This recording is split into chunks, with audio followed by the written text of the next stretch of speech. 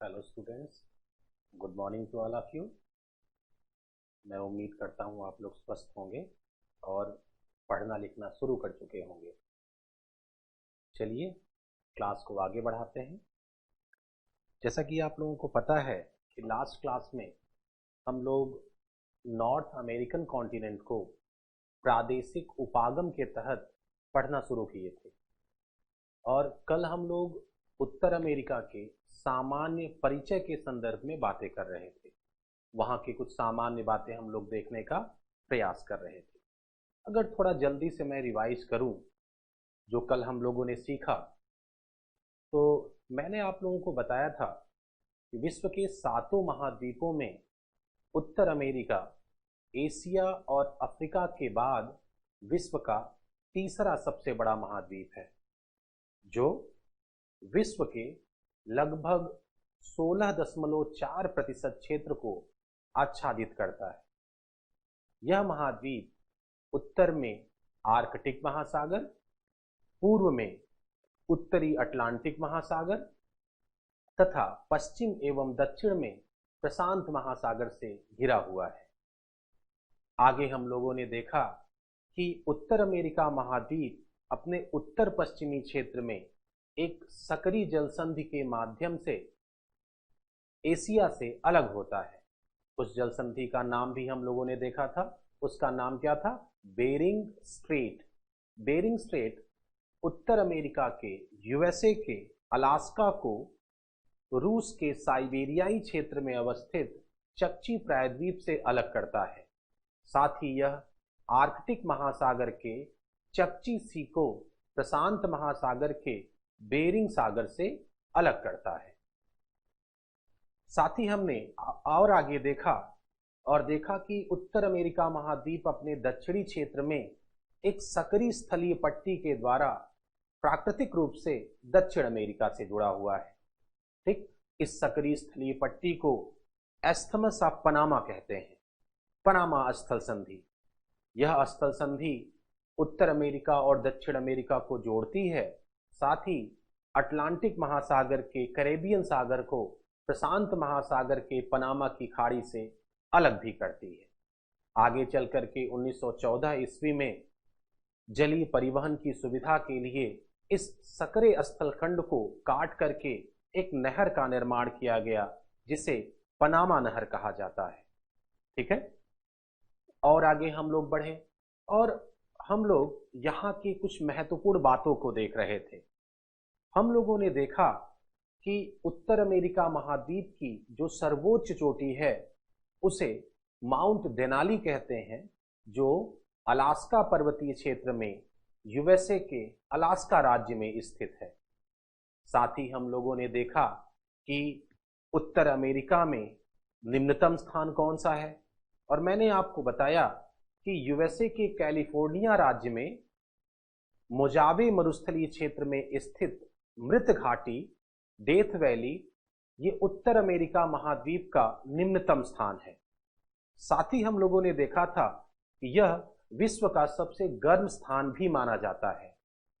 यह एक भ्रंश घाटी का उदाहरण है। कल हमने ये बातें सीखी थी। और आगे हम लोग बढ़े तो हम लोगों ने देखा उत्तर अमेरिका की सबसे बड़ी झील।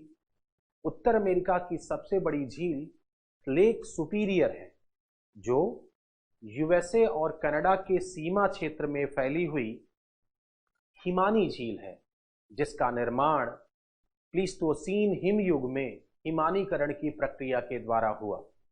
यह कैस्पियन सागर के बाद विश्व की सबसे बड़ी, मीठे पानी की विश्व की सबसे बड़ी तथा उत्तर अमेरिका की सबसे बड़ी और ग्रेट लेक्स की सबसे बड़ी झील है।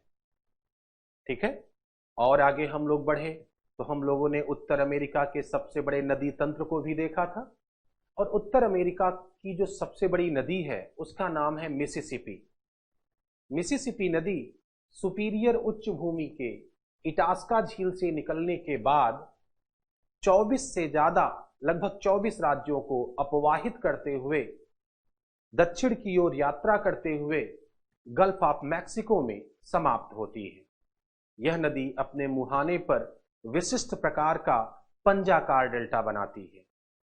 इस नदी के किनारे Minneapolis, Saint Paul, Saint Louis, Memphis तथा न्यू ऑरलियंस जैसे महत्वपूर्ण शहर स्थित हैं। इस नदी का डेल्टा क्षेत्र पेट्रोलियम एवं सल्फर के भंडार एवं उत्पादन के लिए अत्यंत महत्वपूर्ण है। अगर इसकी सहायक नदियों की बात करें तो मिसौरी, अरकनसास और रेड इसकी दाएं तट की सहायक नदियां हैं, जिसमें मिसौरी मिसिसिपी की सबसे बड़ी सहायक नदी है, जो सेंट लुइस के समीप मिसिसिपी से मिलती है। साथ ही इसकी बाएं तट की सहायक नदियों में सबसे महत्वपूर्ण ओहियो नदी है। ओहियो की सहायक टेनेसी नदी है, जिस पर टेनेसी घाटी परियोजना का विकास किया गया। और आपको याद होगा, भारत की जो पहली बहुउद्देशीय परियोजना दामोदर घाटी परियोजना है आजादी के बाद, वो टेनेसी घाटी परियोजना के मॉडल पर ही विकसित की गई। इसके साथ ही अगर हम और आगे चलें तो हम लोगों ने यहाँ के देश और उनकी राजधानियों को देखने का प्रयास किया था। मैंने आपको बताया था कि उत्तर अमेरिका में कुल 23 देश हैं। साथ ही साथ छोटे छोटे द्वीपों पर, जिन पर यूरोपीय देशों का उपनिवेश है, उनको मिला लिया जाए तो कुल संख्या 41 हो जाती है।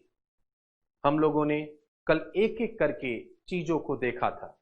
जैसे कि मैं आपको दिखाऊं तो क्रम से हम लोग बढ़े थे। हम लोगों ने देखा था कि सबसे उत्तर में आपको अलास्का मिलता है जी, और अलास्का की राजधानी आपने देखा था। अलास्का की राजधानी आपको यहां जुनेऊ मिला था। जुनेऊ, अलास्का कोई देश नहीं है। कल ही मैंने क्लियर कर दिया था कि अलास्का यूएसए का एक राज्य है जो मुख्य भूमि से दूर कनाडा के उत्तर पश्चिम में स्थित है। ठीक है, अलास्का के बाद और आगे चले तो बड़ा सा देश आपको ये कनाडा मिला था। कनाडा की राजधानी भी आपने देखा था, ये है ओटावा। ठीक, उसके नीचे हम लोग और आगे बढ़े और हम लोगों ने यूनाइटेड स्टेट्स ऑफ अमेरिका को देखा। और कल मैंने दिखाया था यहां कि पूर्वी किनारे पर तटीय प्रदेश में वाशिंगटन डीसी इसकी राजधानी स्थित है। यूएसए के बाद आगे जाएंगे तो आप देखेंगे कि उत्तर अमेरिका काफी सकरा हो जाता है और यूएसए के दक्षिण में आपको एक देश और मिलता है जिसका नाम है मैक्सिको। मैक्सिको की राजधानी आप मैक्सिको सिटी देख सकते हैं यहां पर। मैक्सिको के नीचे आएंगे तो ये और पतला हो जाता है। ठीक, इसमें आगे जाएंगे तो ग्वाटेमाला मिलता है जिसकी राजधानी ग्वाटेमाला सिटी है। और आगे जाएंगे तो आप बेलीज देख सकते हैं, बेलीज की राजधानी आपको बेल्मोपान मिलेगी। उसके नीचे और आगे आएंगे तो निकारागुआ मिलेगा। आगे बढ़ते जाएंगे, निकारागुआ जिसकी राजधानी आपको मानागुआ मिलती है। और उसी के बगल में होंडुरास है। थोड़ा सा देखें गल्फ ऑफ मैक्सिको की तरफ तो होंडुरास मिलेगा। होंडुरास की राजधानी आपको तेग्युसिगल्पा मिलेगी। और आगे हम लोग बढ़े तो हम लोगों ने देखा कि निकारागुआ के बाद कोस्टारिका नाम का देश मिलता है। सैन जोस उसकी राजधानी है। साथ ही साथ और आगे हम लोग बढ़े तो आपको पनामागढ़ राज्य मिलता है। पनामागढ़ राज्य की राजधानी पनामा सिटी आप लोगों ने देखा था। ये तो उत्तर अमेरिका मुख्य भूमि पर अवस्थित देश हैं। यहां पर आप ग्रीनलैंड भी देख रहे हो। ग्रीनलैंड भौगोलिक दृष्टिकोण से तो उत्तर अमेरिका का भाग माना जाता है, लेकिन इस पर अधिकार देखेंगे डेनमार्क का है, इसीलिए राजनीतिक दृष्टिकोण से ये यूरोप से संबंधित माना जाता है। इसकी राजधानी नूक आपको दिख रही होगी, ये देखिए। ध्यान रखिए, कभी भी परीक्षा में क्या पता पूछ ही ले, ठीक है, तो ये ध्यान रखना। इसके साथ साथ अगर आप देखें तो उत्तर अमेरिका के दक्षिण पूर्वी क्षेत्र में कई द्वीपों की श्रृंखला का विकास हो गया है। कुछ द्वीप ऐसे हैं जो पश्चिम से पूर्व दिशा में फैले हुए हैं। जो द्वीप पश्चिम से पूर्व दिशा में हैं उन्हें ग्रेट एंटिलीज आइलैंड कहा जाता है। और जो द्वीप उत्तर दक्षिण दिशा में फैले हुए हैं उसे लेसर एंटिलीज के नाम से बुलाया जाता है। ठीक, ग्रेट एंटिलीज आइलैंड में कुछ महत्वपूर्ण द्वीप हैं, जैसे बहमास, उसकी राजधानी आपको दिख रही होगी मैप में, नसाउ। उसके बाद हवाना आपको दिख रहा होगा, ठीक है, हवाना क्यूबा की राजधानी है। उसके बाद हैती है, फिर डोमिनिकन रिपब्लिक है, प्यूर्टोरिको है। हैती की राजधानी पोर्ट ओ प्रिंस, डोमिनिकन रिपब्लिक की राजधानी सैंटो डोमिंगो और प्यूर्टोरिको की राजधानी सैन जुआन। प्यूर्टोरिको पर यूएसए का अधिकार है, ठीक है। प्यूर्टोरिको में मांग निरंतर चल रही है कि वो यूएसए का एक पूर्ण राज्य का दर्जा प्राप्त कर ले, लेकिन अभी तक ऐसा संभव नहीं हो पाया है। ठीक, इसके साथ ही कल हम लोगों ने देखा था कि उत्तर अमेरिका में कुछ अक्षांश और देशांतर रेखाओं का भी महत्व है। आपने देखा था कि यहां पर कनाडा और यूएसए की सीमा पर एक रेखा है 49 डिग्री नॉर्थ लैटिट्यूड, जिसे 49वीं समानांतर रेखा भी कहा जाता है। ये 49वीं समानांतर रेखा उत्तर अमेरिका के दो बड़े देशों कनाडा और यूएसए को अलग कर देती है। साथ ही साथ इसके विषय में कहा जाता है कि यह विश्व की सबसे शांत अंतरराष्ट्रीय रेखा है, ठीक है, सबसे पीसफुल इंटरनेशनल बाउंड्री। तो 49 डिग्री हो गया। इसके साथ साथ एक और लॉन्गिट्यूड कल मैंने आपको बताया था, जिसका नाम था 141 डिग्री वेस्ट, 141 डिग्री पश्चिमी देशांतर रेखा। इसको भी आपको ध्यान रखना था, क्योंकि ये कनाडा और अलास्का को अलग कर रहा है, जैसा कि मैप में आप साफ देख सकते हैं। इसके हम लोग और आगे चलें तो एक और देशांतर का महत्व है, ये यहां पर देख रहे हैं 100 डिग्री लॉन्गिट्यूड दिख रहा है, 100 डिग्री वेस्ट। अगर 100 डिग्री पश्चिमी देशांतर को देखेंगे तो आप ध्यान से देखिए तो ये उत्तर अमेरिका को लगभग दो भागों में बांट देता है। ठीक, तो किसको किसको याद रखना है? आपको याद रखना है 49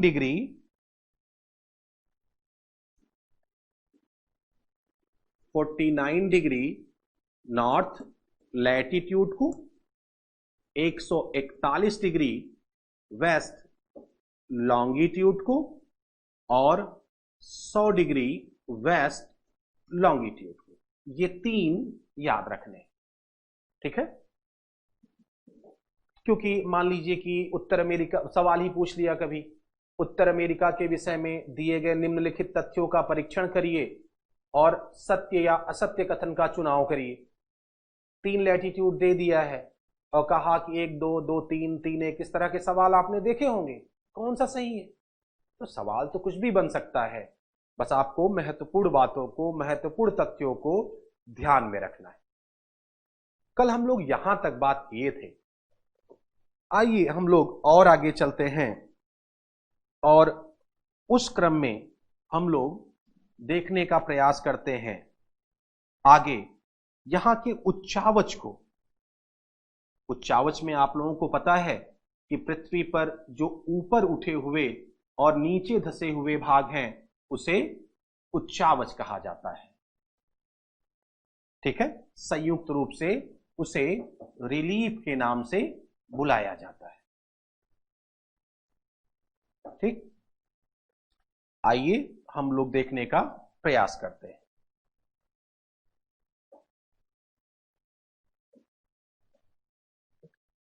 तो मैंने बताया कि उच्चावच में किसको सम्मिलित किया जाता है? जो धरातल पर ऊपर उठे हुए भाग और नीचे धसे हुए भाग होते हैं उन्हें संयुक्त रूप से उच्चावच कहते हैं। उच्चावच में पर्वत, पठार, मैदान, भ्रंश घाटियां, तटीय क्षेत्र, इन सबको सम्मिलित किया जाता है। तो हम क्रमिक रूप से आइए सबसे पहले उत्तर अमेरिका के जो प्रमुख पर्वतीय क्षेत्र हैं, माउंटेनियस रीजन हैं, उसे हम लोग जानने का प्रयास करते हैं, ठीक है। पर्वत किसे कहते हैं ये तो आप लोगों को पता होगा, क्योंकि ये दर्जा 4 के बच्चे को भी पता है, तो आप लोगों को भी पता होगा। अगर बहुत परिभाषित नहीं कर सकते तो सामान्य मतलब तो जानते ही होंगे। जैसे कि सामान्यतः आपने सुना होगा कि धरती पर ये सबसे ऊंचे स्थान होते हैं, ठीक है। ऊपर उठा हुआ ऐसा भूभाग जिसकी ढाल प्रवणता, जिसका ढाल ज्यादा होता है, शीर्ष नुकीला होता है, उसे पर्वत कहते हैं। साथ ही साथ एक बात और होती है कि ये अपने समीपवर्ती क्षेत्र से कम 500 मीटर ऊंचा होता है, ठीक है। तो धरातल पर ऊपर उठे हुए ऐसे भूभाग जिनकी ढाल प्रवणता तीव्र होती है और अपने समीपवर्ती स्थल से कम 500 मीटर ऊपर उठे हुए तो होते हैं, पर्वत की श्रेणी में रखे जाते हैं।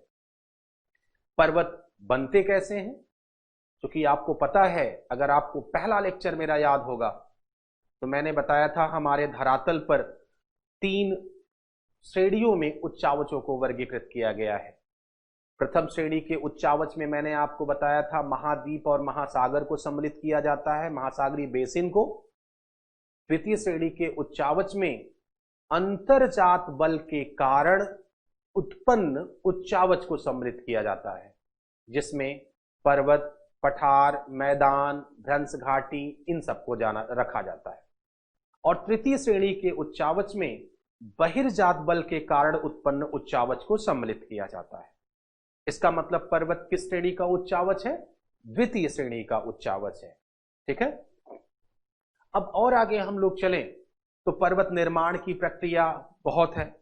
निर्माण की प्रक्रिया के आधार पर 2-3 प्रकार के आप पर्वत बता सकते हैं। जैसे ऐसे पर्वत जो दबाव मूलक बल के कारण बनते हैं, कंप्रेशनल फोर्स के कारण बनते हैं, चट्टानों में जब दबाव पड़ता है जो पर्वत बनते हैं उन्हें बलित पर्वत कहते हैं या मोड़दार पर्वत कहते हैं। इसे फोल्ड माउंटेन के नाम से जाना जाता है। और दूसरी श्रेणी कौन सी है? जब बल विपरीत दिशा में काम करे, एक दूसरे की विपरीत दिशा में, तो तनाव होगा। तो जब तनाव मूलक बल या टेंशनल फोर्स के कारण पर्वतों का निर्माण होता है भ्रंश पड़ने के कारण, तो उसे अवरोधक पर्वत कहते हैं या ब्लॉक माउंटेन कहते हैं। तीसरी भी एक श्रेणी है। आप लोगों को पता है धरातल पर ज्वालामुखी उद्गार की प्रक्रिया होती रहती है। जब ज्वालामुखी उद्गार लंबे समय तक और विस्तृत रूप में होता है तो लावा और विखंडित पदार्थों के जमाव से ज्वालामुखी पर्वत का निर्माण होता है, ठीक। ये 3 श्रेणियां हैं। अगर आप देखें समयावधि के आधार पर, तो ऐसे भी पर्वत हैं जो बहुत पहले बने, लेकिन अपरदनात्मक प्रक्रम, इरोजनल प्रोसेस के प्रभाव के कारण आज उनकी ऊंचाई बहुत कम हो गई है, वो अपने वास्तविक रूप में नहीं रह पाए हैं। ऐसे पर्वतों को अवशिष्ट पर्वत की श्रेणी में रखा जाता है, ठीक है। रेजिडुअल माउंटेन कहते हैं या उन्हें रेलिक्ट माउंटेन के नाम से बुलाया जाता है, ठीक है। आइए हम लोग अब सबसे पहले उत्तर अमेरिका के प्रमुख पर्वतों को जानें।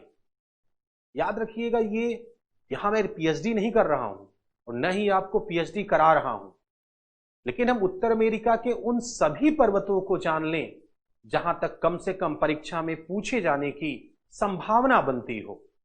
मैंने कहा था मैं आपको पूर्णता के साथ पढ़ाऊंगा, ठीक है, ताकि छूटे न। और जहां तक मुझे लगता है इसके लिए लास्ट ईयर के पेपर को देखना एक अच्छी बात होगी। आइए हम लोग देखते हैं यहां के प्रमुख पर्वतीय क्षेत्र, ठीक।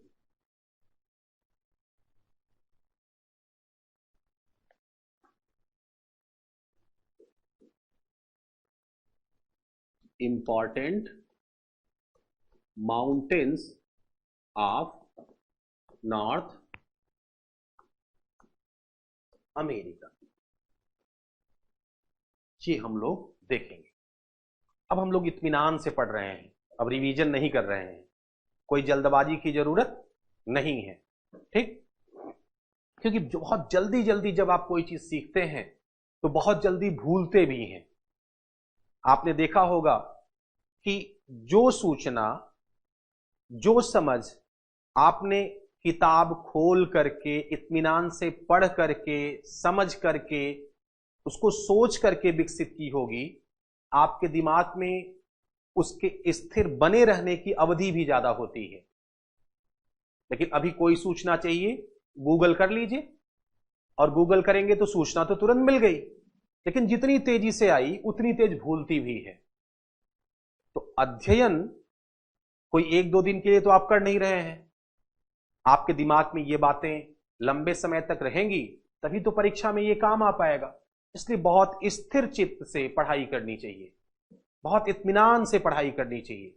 और जब पढ़ाई कर रहे हो तो कुछ और काम मत करिए, पूरी ऊर्जा आपकी संकेंद्रित होनी चाहिए अध्ययन पर, ठीक है। आइए, आप अपना एटलस खोल लीजिए, साथ में एक कॉपी ले लीजिए। अगर मेरे साथ पढ़ना है तो यह करना पड़ेगा आपको, ठीक है। आइए चलते हैं। सबसे पहले आप पर्वतों को यहां देखिए उत्तर अमेरिका में, ठीक है।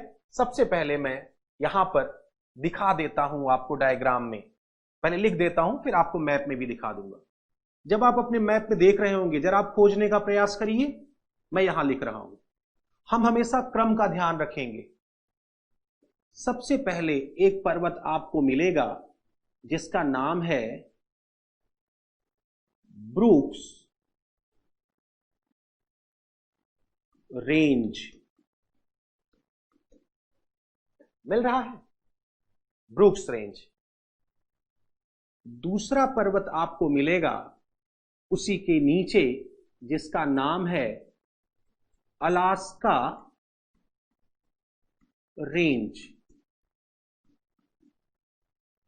Brooks range, Alaska range. उसके नीचे आप आएंगे तो तीसरा पर्वत आपको मिलेगा जिसका नाम है coast range, coast range. Coast range आप देखेंगे काफी नीचे तक है, लेकिन जब यूएसए में जाएंगे और कोस्ट रेंज के पूरब में आएंगे, आपको एक और पर्वत मिलेगा जिसका नाम है कैस्केड रेंज, कैस्केड रेंज मिला।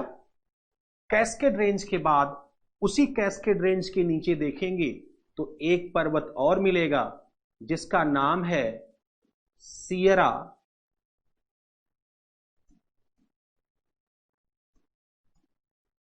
Newada range, Sierra Nevada.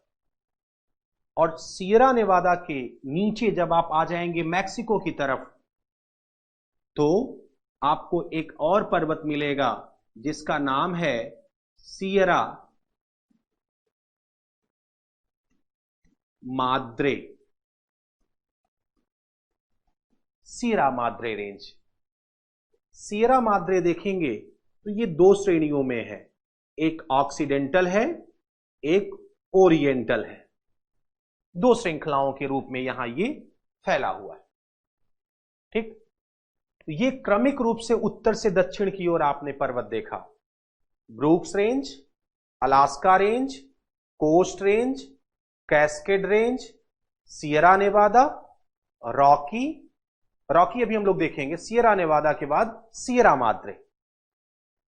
और आगे आइए, जब आप थोड़ा सा इधर आएंगे पूरब की ओर मैप में अपने, तो देखेंगे उत्तर अमेरिका का एक प्रमुख पर्वत मिलता है, उत्तर से दक्षिण फैला हुआ है, रॉकी माउंटेन।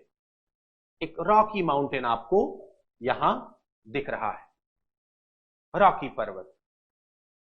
और रॉकी पर्वत से भी और आगे जाएंगे तो एक और पर्वत आपको मिलेगा यहां एकदम किनारे, जिसका नाम है अपलेशियन पर्वत,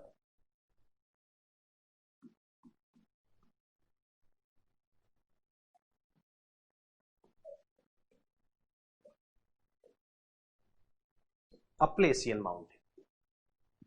ठीक, ये जहां उत्तर अमेरिका के प्रमुख पर्वत हैं जिनका नाम मैंने अभी लिखा।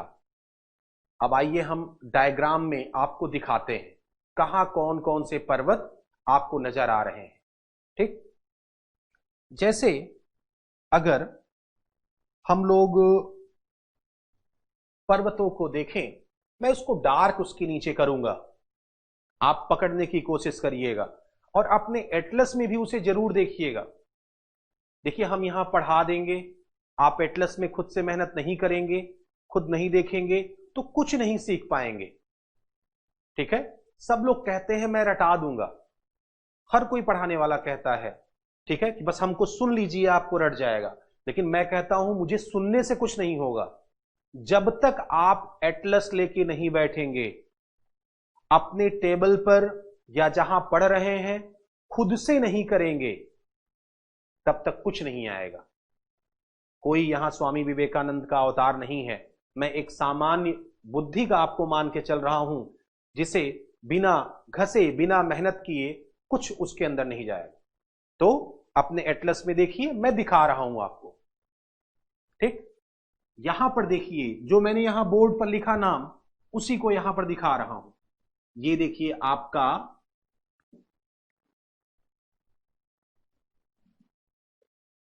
देखें तो ये एक पर्वत दिख रहा है, देखिए लाल रंग के ऊपर मैंने बनाया है, और चलिए मैं घेर भी दे रहा हूं।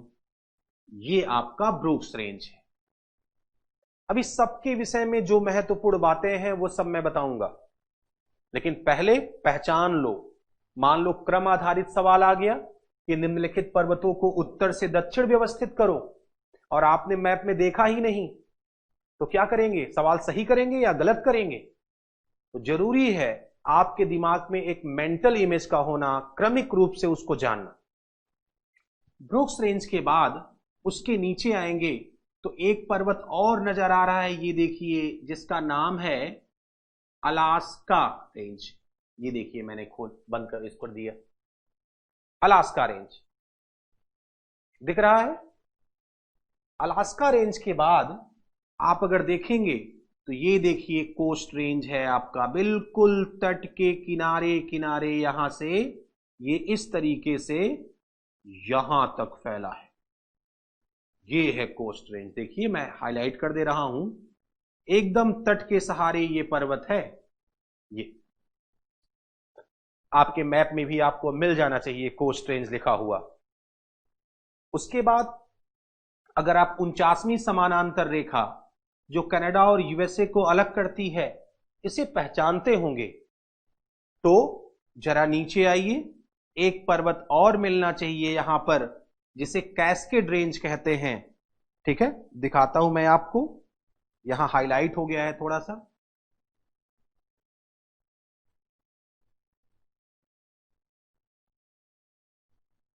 कैस्केड रेंज, कोस्ट रेंज, इसमें कैस्केड रेंज नहीं दिया हुआ है।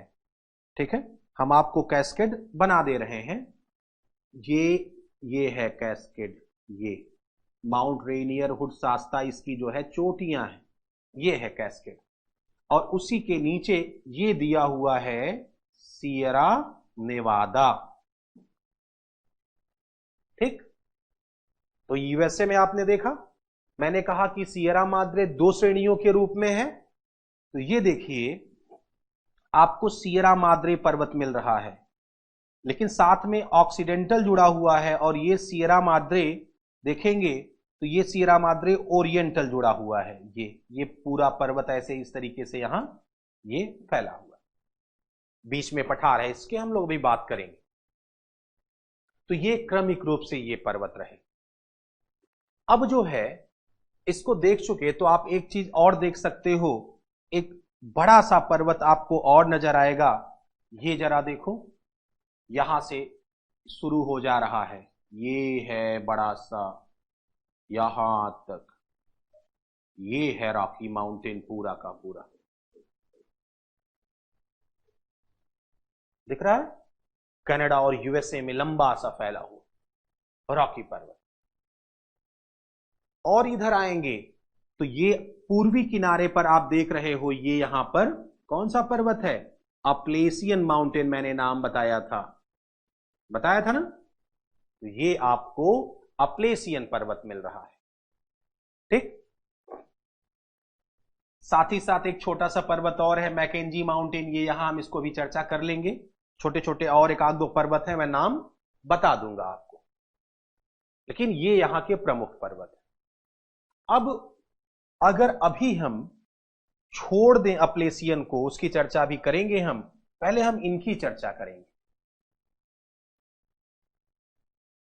अगर आप उत्तर अमेरिका के मानचित्र को देखिए, उत्तर अमेरिका के अगर मानचित्र को देखेंगे तो एक बात साफ पता चलती है, एकदम से देख करके ही जानेंगे कि अगर उत्तर अमेरिका को दो भागों में बांटा जाए, ये इस तरीके से बांट दीजिए।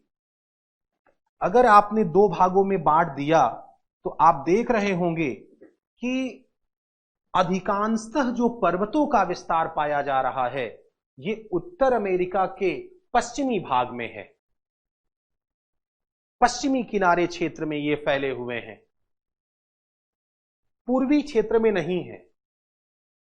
तो ये तो एक सवाल बन गया, लिखित परीक्षा में भी आ सकता है कि तर्कों और उदाहरणों के साथ समझाइए कि उत्तर अमेरिका के अधिकांशतः पर्वत महाद्वीप के पश्चिमी किनारे पर ही क्यों हैं। ये एक कारण हो गया, एक सवाल हो गया, कुछ न कुछ तो कारण होगा। तो इसका क्या कारण है, आइए हम आपको समझाते हैं। इसका जवाब जियोमॉर्फोलॉजी का एक सिद्धांत देता है, प्लेट विवर्तनिक सिद्धांत। देखिए, प्लेट विवर्तनिक सिद्धांत क्या कहता है, क्योंकि देखिए ये वहां हम लोग विस्तार से पढ़ेंगे, लेकिन थोड़ी चर्चा हम यहां कर रहे हैं ताकि इस बात का जो जवाब है, मैंने आपके मन में जो संशय डाला, उसका जवाब मिल जाए। प्लेट टेक्टोनिक सिद्धांत का प्रतिपादन हैरी हैस महोदय को माना जाता है, साथ ही साथ इसमें कई लोगों का योगदान है। प्लेट क्या होती है? हमारे धरातल के ऊपर स्थित ठोस भूपर्पटी को ही प्लेट कहते हैं। ठीक है, ये विभिन्न प्रकार की होती है। बहुत शॉर्ट में मैं बता रहा हूं, विस्तार में बताएंगे 3 घंटा लगेगा, लेकिन हम यहां कुछ बातें बताना चाहते हैं इसलिए। ठीक है, प्लेटें जो होती हैं ये विभिन्न प्रकार और आकार की होती हैं, जो अपने नीचे स्थित परत एस्थनोस्फीयर पर निरंतर गतिशील होती हैं।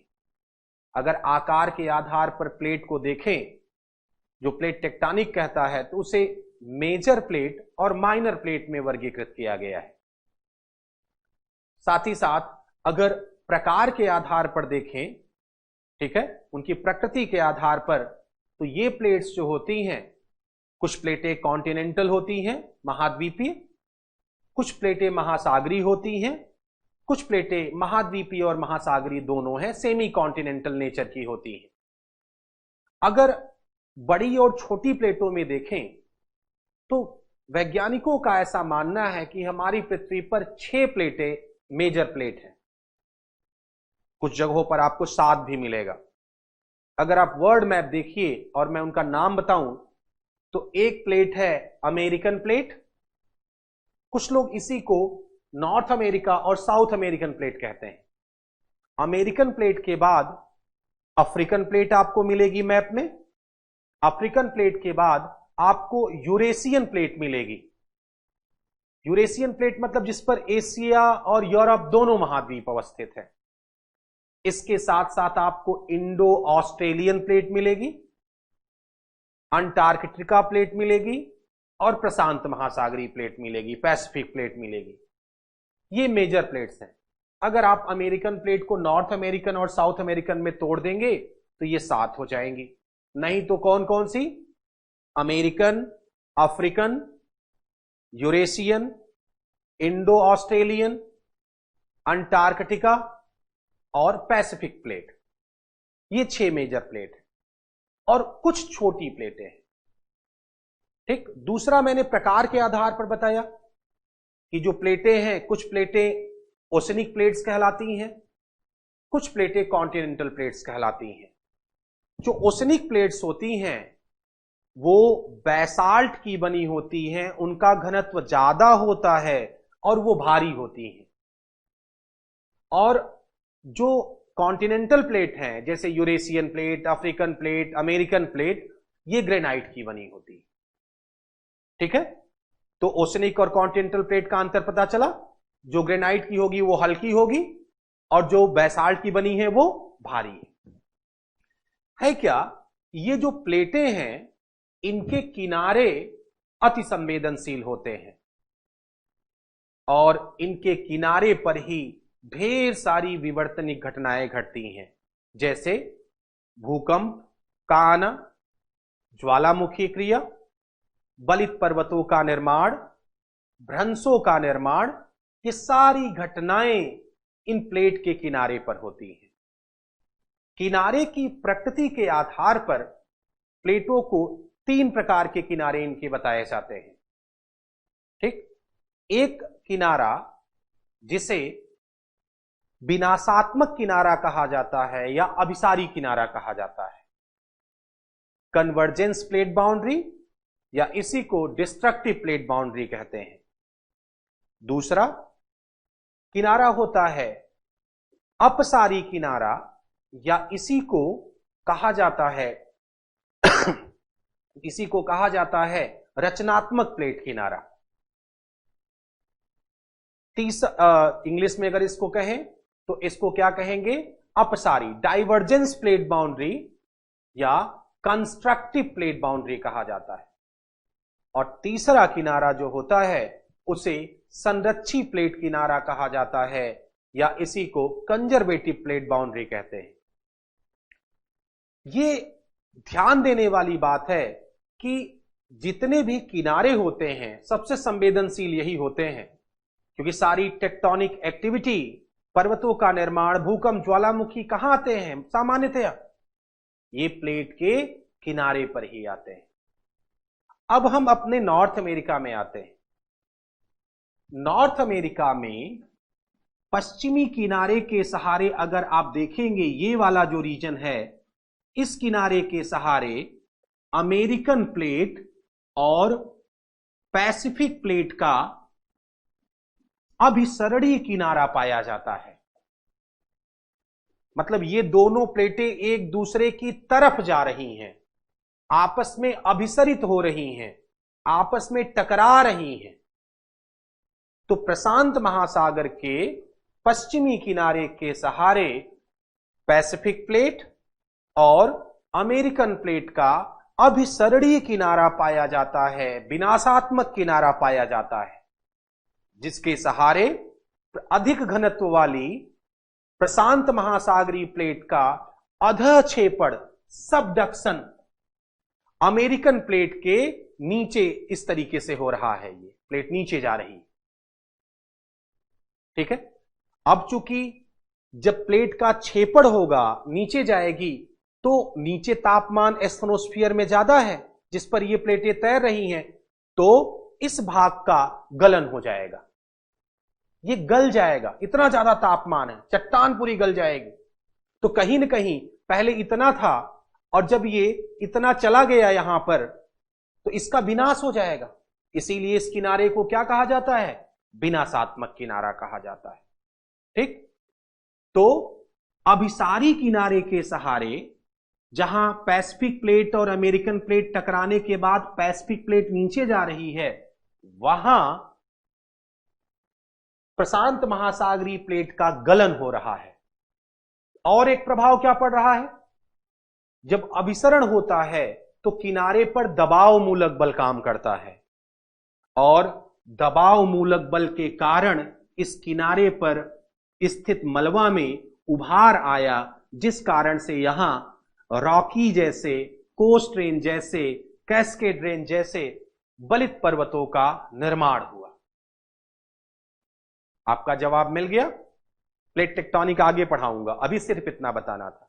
आपसे कोई पूछे कि साहब उत्तर अमेरिका के पश्चिमी क्षेत्र में ही पर्वत ज्यादा क्यों पाए जाते हैं, आप बताएंगे कि महोदय कि उत्तर अमेरिका के पश्चिमी किनारे के सहारे प्रशांत महासागरीय प्लेट और अमेरिकन प्लेट का अभिसरणीय किनारा पाया जाता है, जिसके सहारे अधिक घनत्व वाली प्रशांत महासागरीय प्लेट का अधः क्षेपण कम घनत्व वाले अमेरिकन प्लेट के नीचे हो रहा है। परिणाम स्वरूप उनके किनारे पर स्थित मलबा में बलन पड़ने के कारण रॉकी, कोस्ट, कैस्केड, अलास्का पर्वत जैसे अनेक पर्वतों का निर्माण हुआ। जवाब मिल गया।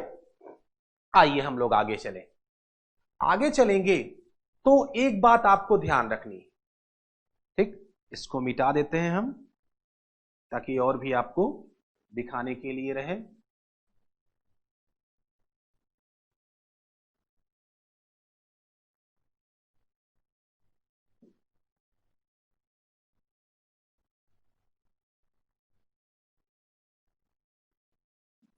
ये आप अब एक बात और ध्यान रखना है, ये जो सारे पर्वत आप देख रहे हो, इन पर्वतों के समूह को, ये सारे पर्वत जो आप देख रहे हो, इन पर्वतों के समूह को एक नाम दिया जाता है। इन्हें वेस्टर्न कार्डिलेरा कहा जाता है, पश्चिमी कार्डिलेरा के नाम से बुलाया जाता है। उत्तर अमेरिका के पश्चिमी भाग में पाए जाने वाले पर्वतों के समूह को पश्चिमी कार्डिलेरा कहते हैं। अब आपके दिमाग में एक सवाल पैदा हो रहा होगा कि साहब ये कार्डिलेरा क्या है?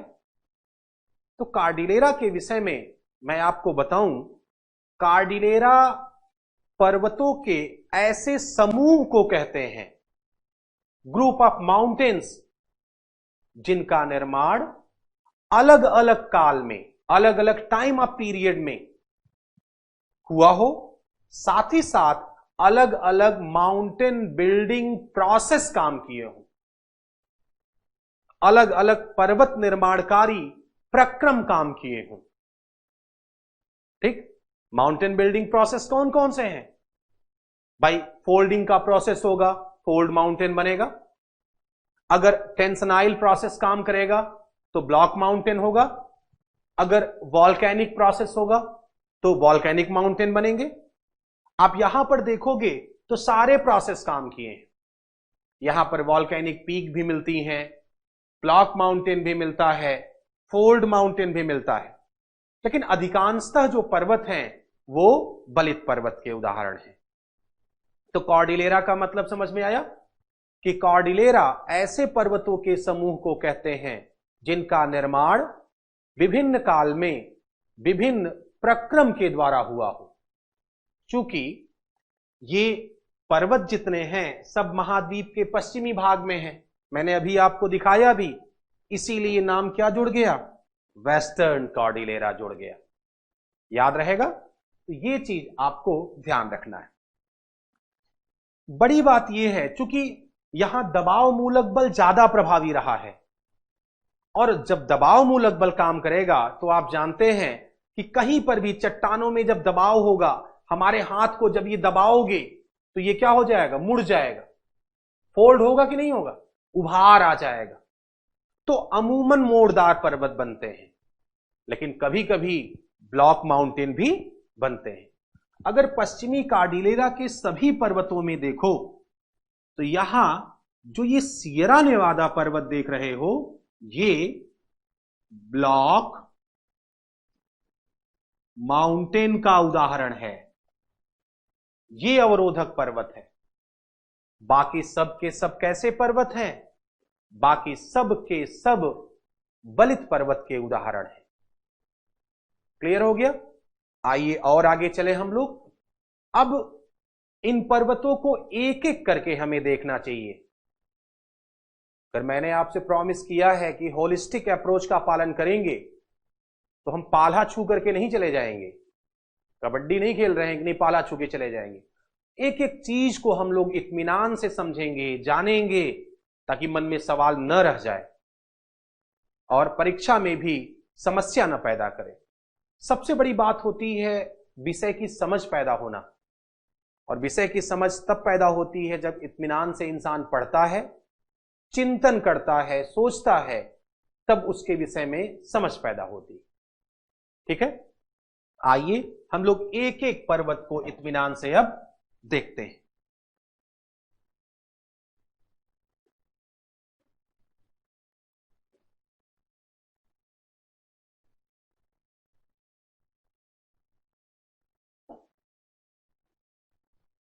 ठीक, सबसे पहले हम लोगों ने किसको देखा था? Brooks range.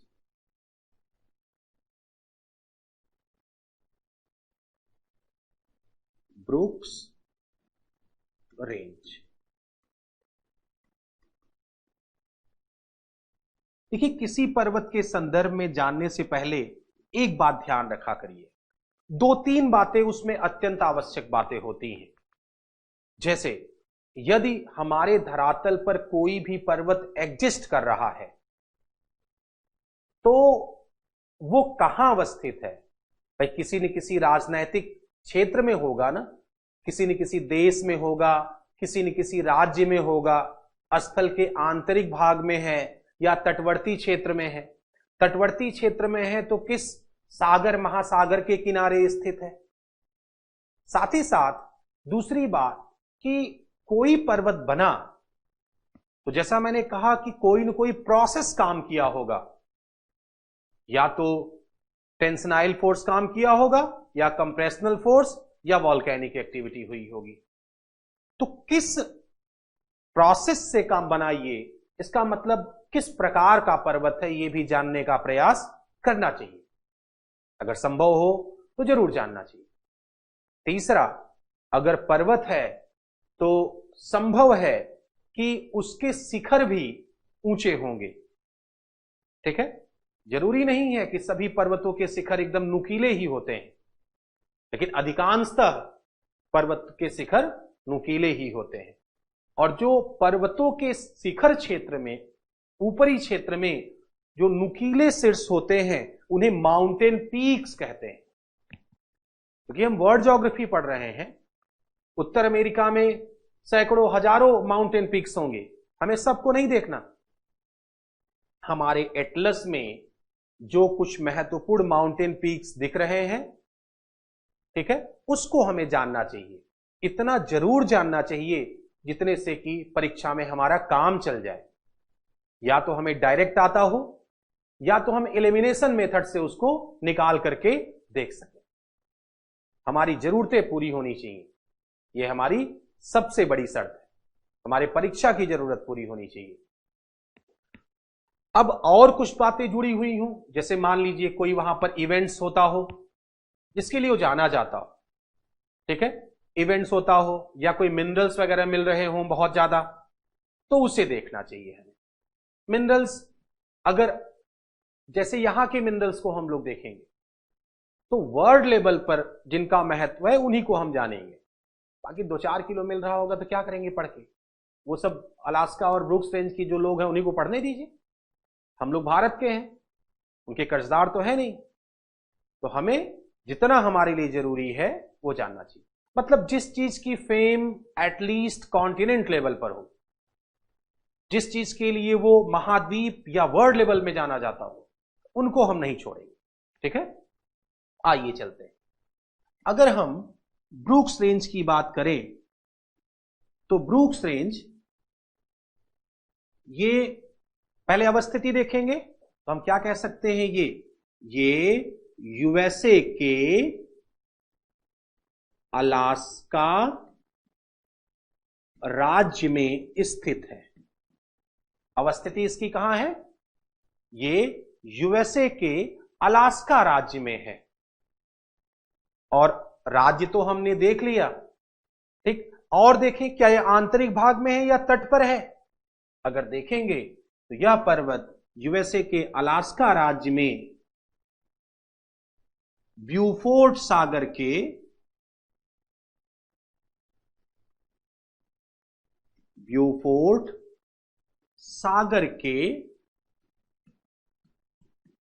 तट के समानांतर, यूएसए के अलास्का राज्य में ब्यूफोर्ड सागर के तट के समानांतर अवस्थित यह बलित पर्वतीय क्षेत्र है। हमें प्रोसेस भी पता चल गया किस प्रकार का पर्वत है। ठीक, तो ब्रूक्स रेंज यूएसए के अलास्का राज्य में ब्यूफोर्ड सागर के तट के समानांतर अवस्थित बलित पर्वतीय क्षेत्र है। अब हम लोग देखें क्या कोई चोटी वगैरह भी दी हुई है? दी हुई वो है तो जानना चाहिए, इसकी हाईएस्ट पीक तो जानना चाहिए। आपके मैप में भी नहीं दिया है, एटलस में। आप चाहें तो यहां बना लीजिए अपने एटलस में। इसकी जो हाईएस्ट पीक है, जो सबसे ऊंची इसकी चोटी है, इसकी सर्वोच्च चोटी चैम्बरलिन है। इस पर्वत की सबसे ऊंची चोटी चैम्बरलिन है। यह ध्यान रखना है, क्योंकि आपको पता है इतना उच्च अक्षांशीय प्रदेश में यह पर्वत है, यहां मानवीय क्रियाकलाप बहुत ज्यादा नहीं होता। ठीक है, यहां पर वर्ष के अधिकांशतः समय यह हिमाच्छादित रहता है। ठीक है, यहां टैगा फॉरेस्ट पाए जाते हैं। वो जब क्लाइमेट पढ़ेंगे, वेजिटेशन पढ़ेंगे, तो तुरंत सब इंटरलिंक कर लेंगे यहां पर। ठीक, कि ये टैगा क्लाइमेटिक रीजन में है। यहां पर देखेंगे तो शंकुधारी और टैगा वन पाए जाते हैं, बोरियल वृक्ष पाए जाते हैं। तो ये सब चीजें हम लोग देख लेंगे। अच्छा, यूएसए क्या करता है? एक बात और है, यहां शीतकाल में, ठंडी में काफी स्नोफॉल हो जाती, टेम्परेचर हिमांक से नीचे हमेशा रहता है। तो जो बर्फ पर खेल होते हैं, जैसे आप जो है कि आइस हॉकी वगैरह जानते हैं, तो स्पोर्ट्स का आयोजन किया जाता है। यहां पर स्पोर्ट्स जो बर्फ पर खेले जाते हैं, उसका आयोजन किया जाता है। और कोई बहुत बड़ी बात नहीं। और आगे हम लोग चलें तो एक चीज हम लोग और देख सकते हैं। आइए अगला पर्वत देखते हैं हम लोग। अगला पर्वत ब्रूक्स रेंज के बाद हम लोगों ने कौन सा देखा था? Alaska range. ठीक, तो हम लोगों को अलास्का माउंटेन देखना चाहिए। अलास्का पर्वत, अगर अलास्का पर्वत को देखें तो वही बात हम लोग फिर से परीक्षण करेंगे। अलास्का पर्वत की अवस्थिति देखो तो आप कह सकते हो कि अलास्का पर्वत यूएसए के अलास्का राज्य में, यूएसए के अलास्का राज्य में किस सागर के तट के समानांतर है? ये देखिए, गल्फ ऑफ अलास्का, बेरिंग सागर का हिस्सा है। अलास्का राज्य में गल्फ ऑफ अलास्का के तट के सहारे फैला हुआ है। ठीक, तो अलास्का पर्वत यूएसए के अलास्का राज्य में अलास्का की खाड़ी के तट के सहारे फैला हुआ एक बलित पर्वतीय क्षेत्र है। कैसा है ये? एक फोल्ड माउंटेन है, बलित पर्वतीय क्षेत्र है। अब हम लोग परीक्षण करें, क्या इस पर्वत में भी कोई चोटी है?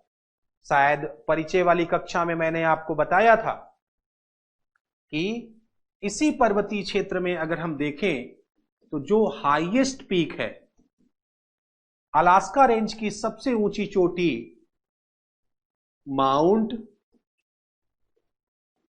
देनाली है।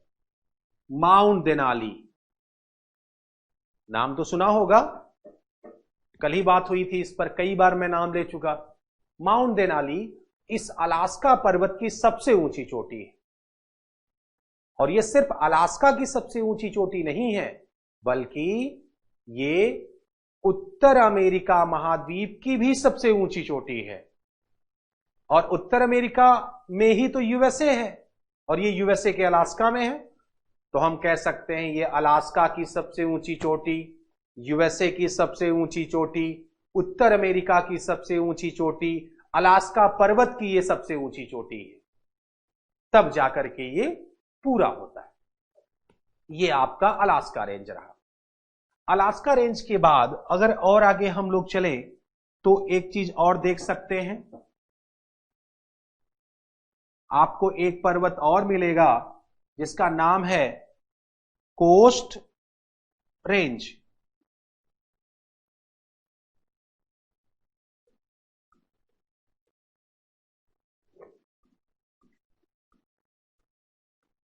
कोस्ट रेंज, ठीक। अगर कोस्ट रेंज को हम देखें तो एक चीज और देख सकते हैं। सबसे पहले अवस्थिति देखते हैं। तो कोस्ट रेंज इसका नाम ही है, कोस्ट माने तट। इसको हिंदी में तटीय श्रृंखला भी कहते हैं, ठीक है। क्यों कहते हैं? क्योंकि ये प्रशांत महासागर के तट के किनारे किनारे ये फैला हुआ है, ठीक। तो आप कह सकते हैं कि प्रशांत महासागर के तट के सहारे फैला हुआ नवीन बलित पर्वतीय क्षेत्र है। तो कोस्ट रेंज प्रशांत महासागर के तट के सहारे फैला हुआ नवीन बलित पर्वतीय क्षेत्र है, जिसका निर्माण अगर हम देखें तो इसका निर्माण तृतीयक युग में हुआ, टर्शियरी पीरियड में, तृतीयक युग में इसका निर्माण हुआ। मतलब हाल ही में अभी हुआ है, बहुत दिन नहीं हुआ। यह तृतीयक युग में निर्मित पर्वत है। जैसे हमारा हिमालय किस युग में बना, यह भी तो तृतीयक युगीन पर्वत है। तो तृतीयक युग में निर्मित ये पर्वत श्रृंखला है। इसका विस्तार कहां कहां पाया जाता है? अगर हम इसका विस्तार देखें तो ये प्रारंभ हो जाता है यूएसए के अलास्का से ही, यहां से ही ये प्रारंभ हो जाता है। ये देखिए कोस्ट रेंज आ गया ना, यही तो सीमा है, ये फैला हुआ। तो ये यूएसए के अलास्का में है। उसके बाद जब आगे बढ़ेंगे तो देखेंगे यहां कनाडा में दो राज्य हैं। एक तो यूकॉन टेरिटरी है, यूकॉन टेरिटरी के बाद नीचे आएंगे तो ये ब्रिटिश कोलंबिया प्रांत है, ठीक। तो अलास्का के बाद पुनः ये कहां है? यूकॉन टेरिटरी, हम कोष्टक में कनाडा लिख दिए। और कनाडा का कौन सा प्रांत है? ब्रिटिश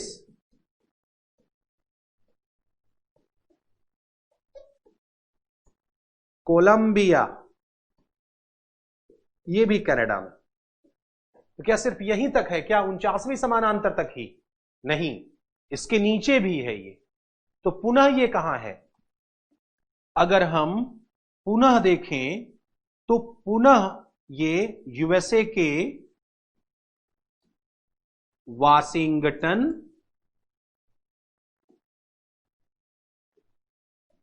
ओरेगन और कैलिफोर्निया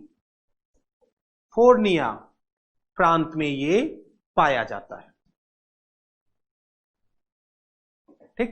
तो इसका विस्तार उत्तर में यूएसए के अलास्का राज्य से प्रारंभ होकर कनाडा के यूकॉन प्रांत और ब्रिटिश कोलंबिया प्रांत में, साथ ही पुनः यूएसए के वाशिंगटन, ओरेगन एवं कैलिफोर्निया प्रांत में पाया जाता है।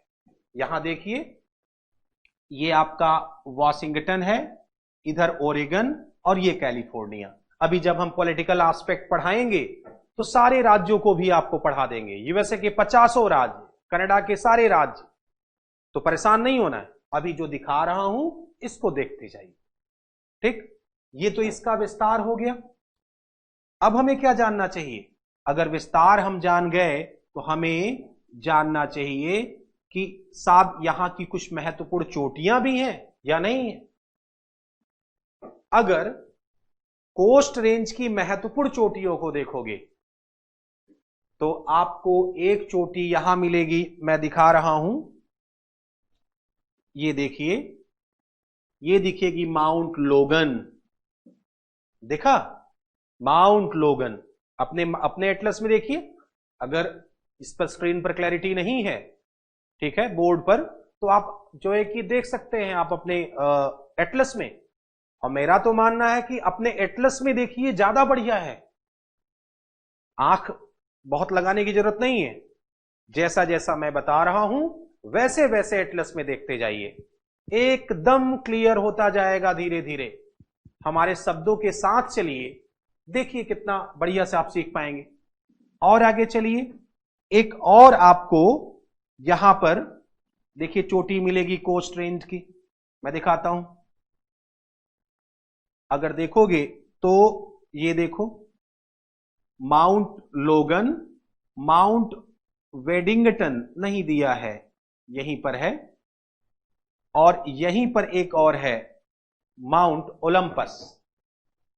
तो महत्वपूर्ण चोटियों में अगर हम देखें तो एक का नाम क्या बताया मैंने? माउंट लोगन। दूसरे का नाम क्या बताया? माउंट वेडिंगटन। और तीसरे का नाम क्या बताया? Mount Olympus. ये तीन महत्वपूर्ण चोटियां ध्यान रखनी है, माउंट लोगन, माउंट वेडिंगटन और माउंट ओलंपस। इनका महत्व क्या है, जरा उसको देखते चले। अगर हम लोग महत्व को देखें, इसको मिटा दे रहे हैं हम।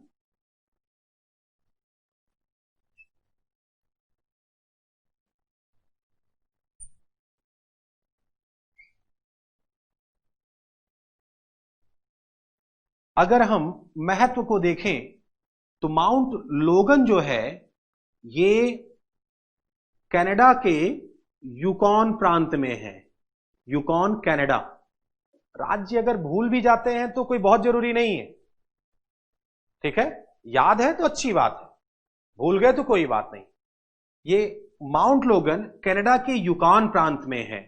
और इसकी जो बात याद रखनी है, भूलनी नहीं है, ये कनाडा की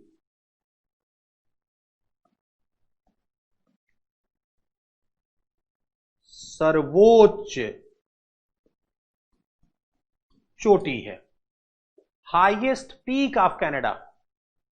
ये कनाडा की सबसे ऊंची चोटी मानी जाती है। साथ ही अगर आप देखेंगे तो ये उत्तर अमेरिका की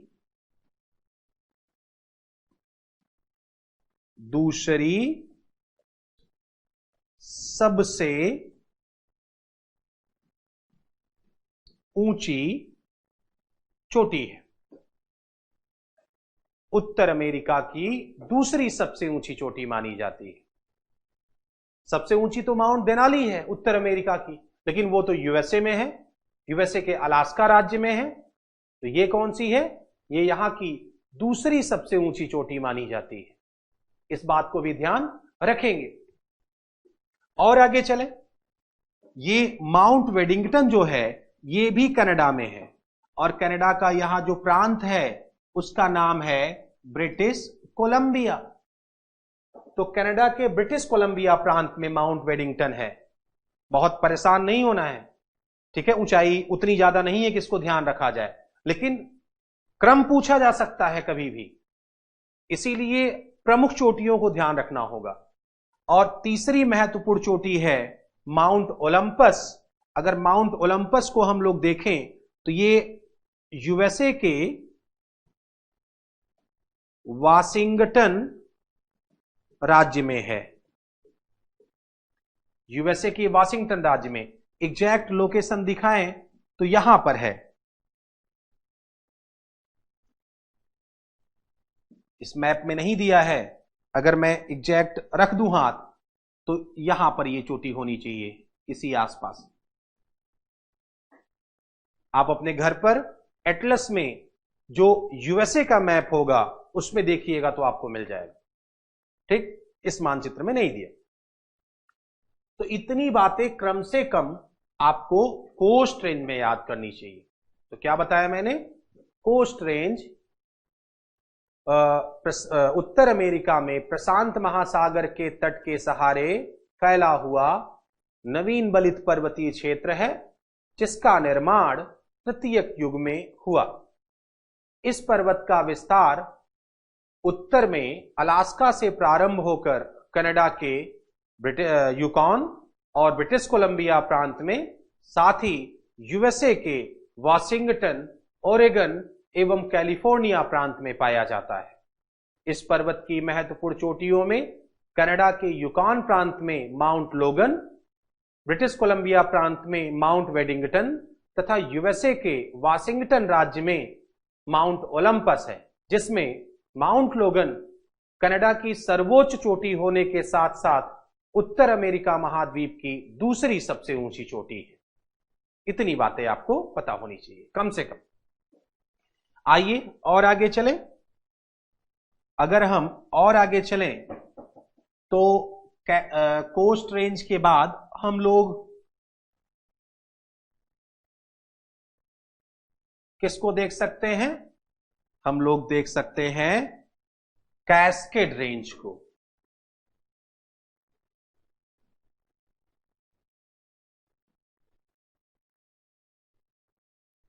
कैस्केड रेंज को देखेंगे। अगर कैस्केड पर्वत की बात करें तो कैस्केड पर्वत पूरी तरीके से यूएसए में है, मतलब ये 49वीं समानांतर रेखा के दक्षिण में है और कोस्ट रेंज के पूरब में है। ठीक है, थोड़ा सा आप पूरब की ओर बढ़ोगे तो कोस्ट रेंज के पूरब में है। तो आप क्या कह सकते हो? आप कह सकते हो कि कैस्केड रेंज कोस्ट रेंज के पूर्व में स्थित एक बलित पर्वतीय क्षेत्र है। कैस्केड रेंज कोस्ट रेंज के पूर्व में स्थित एक बलित पर्वतीय क्षेत्र है, जिसका विस्तार अगर हम देखें तो यूएसए के 3 राज्यों में पाया जाता है। कौन कौन? इसका अगर हम विस्तार देखें तो इसका विस्तार तीनों जो क्रमिक राज्य हैं, वाशिंगटन, ओरेगन और कैलिफोर्निया, इसका विस्तार वाशिंगटन, ओरेगन और कैलिफोर्निया राज्य में पाया जाता है। ठीक, तीनों राज्यों में इसका विस्तार। तो कैस्केड रेंज कोस्ट रेंज के पूर्व में स्थित एक बलित पर्वतीय क्षेत्र है, जिसका विस्तार वाशिंगटन, ओरेगन और कैलिफोर्निया राज्य में पाया जाता है। अगर इस पर्वत को देखें तो इस पर्वत की महत्वपूर्ण चोटियां होंगी। अगर हम यहां की इंपॉर्टेंट पीक्स की बात कर लें तो 3 चोटियों को यहां जरूर ध्यान रखिएगा। कौन कौन? अगर क्रम से देखें मैप में तो एक चोटी आपको मिलेगी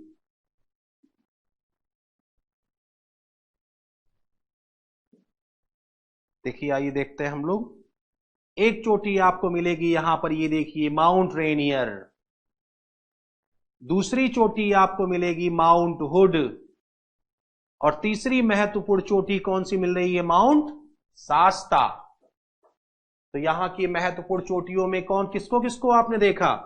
एक देखा माउंट रेनियर, दूसरा देखा आपने माउंट हुड, और तीसरा आपने देखा Mount Shasta. Mount Rainier, Mount Hood तथा माउंट शास्ता, ये तीन महत्वपूर्ण चोटियां हैं यहां की, जो आपको ध्यान रखना है। अच्छा, और ध्यान क्या रखना है? अगर आपसे मैं पूछूं, अगर कैस्केड पर्वत की निम्नलिखित चोटियों को उत्तर से दक्षिण क्रम में बताओ, ठीक है, और मैं मैप के सामने खड़ा हूं, क्या बिना देखे बता पाना आसान है? नहीं, आसान नहीं है। जब तक अच्छे से आप एटलस का ऑब्जर्वेशन नहीं करेंगे, तब तक आप क्रम नहीं बता पाएंगे। और पहले दिन से मैं कह रहा हूं कि हमेशा जो ऑब्जर्वेशन हो क्रमिक रूप से होना चाहिए। तो ये जो चोटियां हैं, अगर ध्यान से देखिए तो इनका क्रम कैसे है? ये नॉर्थ टू साउथ है, ठीक, उत्तर से दक्षिण। सबसे उत्तर में रेनियर, फिर हुड और फिर शास्ता। लेकिन अगर इन्हीं को हम ऊंचाई के क्रम में व्यवस्थित करने के लिए कह दें कि साहब ऊंचाई के घटते क्रम में, क्योंकि देखिए यूपीपीसीएस में जब मेंस ऑब्जेक्टिव था तो जीएस के पेपर में एक बार आया था, अभी हाल ही में 17 या 16 में, मुझे याद नहीं है, कि कैस्केड पर्वत की निम्नलिखित चोटियों को उत्तर से दक्षिण लगाओ। तो जरा सोचो, क्या भविष्य में यह नहीं कह सकता कि कैस्केड पर्वत की निम्नलिखित चोटियों को इनकी ऊंचाई के घटते क्रम में लगाओ? बिल्कुल पूछ सकता है, संभावनाएं सर्वत्र हैं, लेकिन कहीं भी अनिवार्यता नहीं है, ठीक है। Everywhere is possibilities but nowhere is necessity, Lucien Febvre का सेंटेंस है ये। आइए देखें, इसमें अगर ऊंचाई के आधार पर देखोगे तो पहले नंबर पर माउंट रेनियर है, लेकिन दूसरे नंबर पर हुड नहीं है बल्कि शास्ता है, और तीसरे नंबर पर देखोगे तो आपको हुड मिलेगा। यहां देख सकते हो ऊंचाई, ठीक है, 4392 सबसे ऊंची, 4322 शास्ता और 3429, ये ऊंचाई के क्रम में। देखिए न्यूमेरिकल वैल्यू नहीं याद करना है, ये बहुत संभव नहीं है और बहुत प्रैक्टिकल नहीं है, ये बहुत लंबे समय तक आप सस्टेन नहीं कर पाओगे। अरे सैकड़ों पर्वत पढ़ोगे, उसमें से किसका किसका याद रख पाओगे? लेकिन हां, एक आइडिया होना चाहिए कि यार ये क्रम था, और सबसे ऊंची चोटी तो निकल करके सामने आ ही। तो ये कैस्केड पर्वत ध्यान रखना था। कैस्केड पर्वत के बाद और आगे चलें तो एक पर्वत और आपको नजर आएगा जिसका नाम है सियरा नेवादा।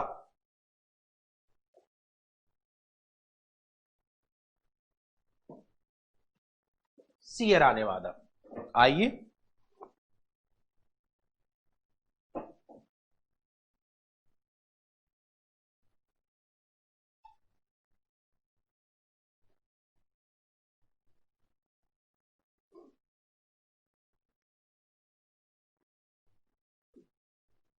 सियरा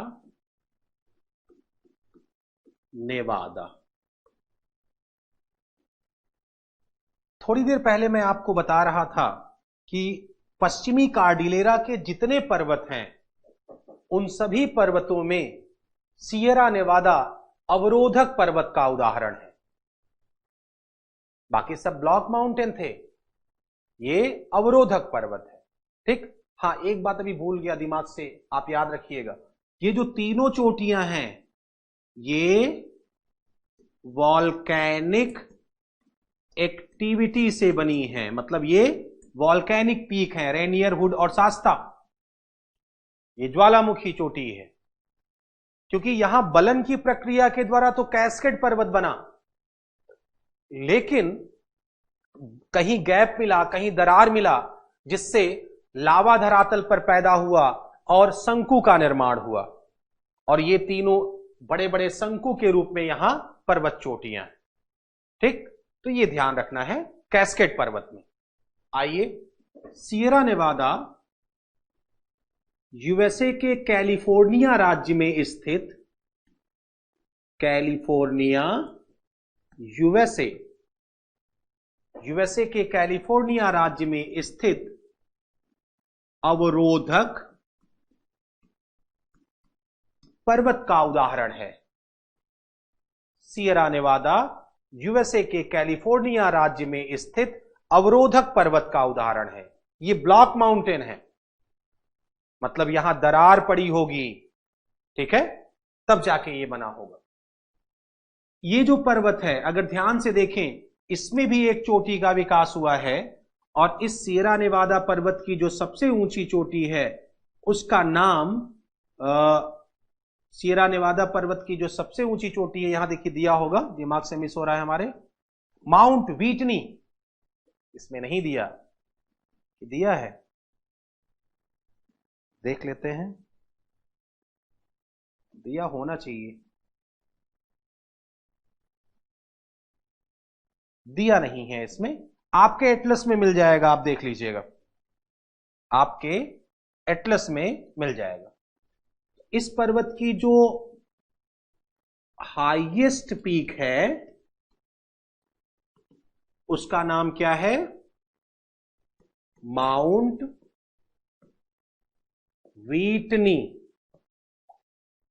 ठीक है, ये इसकी सबसे ऊंची चोटी माउंट व्हिटनी। याद रखना है ये नाम, कभी भी परीक्षा में आ सकता है। तो माउंट व्हिटनी इस पर्वत की सबसे ऊंची चोटी मानी जाती है। माउंट व्हिटनी के विषय में एक बात हम कह सकते हैं, देखिए सूचनाओं को निकालना पड़ेगा, खोजना पड़ेगा। जैसे आप जानते हैं कि यूएसए की सबसे ऊंची चोटी तो माउंट देनाली है, लेकिन माउंट देनाली यूएसए मुख्य भूमि पर है या मुख्य भूमि से दूर अलास्का में? अलास्का में है। अब जरा मुख्य भूमि का परीक्षण करें। मुख्य भूमि पर देखेंगे तो यूएसए के 48 राज्य हैं।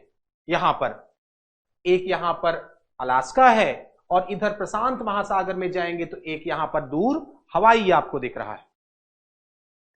अगर मुख्य भूमि पर देखिए तो यह सबसे ऊंची चोटी है, इससे ज्यादा ऊंचाई किसी की नहीं, और यूएसए की दूसरी सबसे ऊंची चोटी हो जाएगी। तो यह भी ध्यान रखना है। नई सूचना क्या निकली?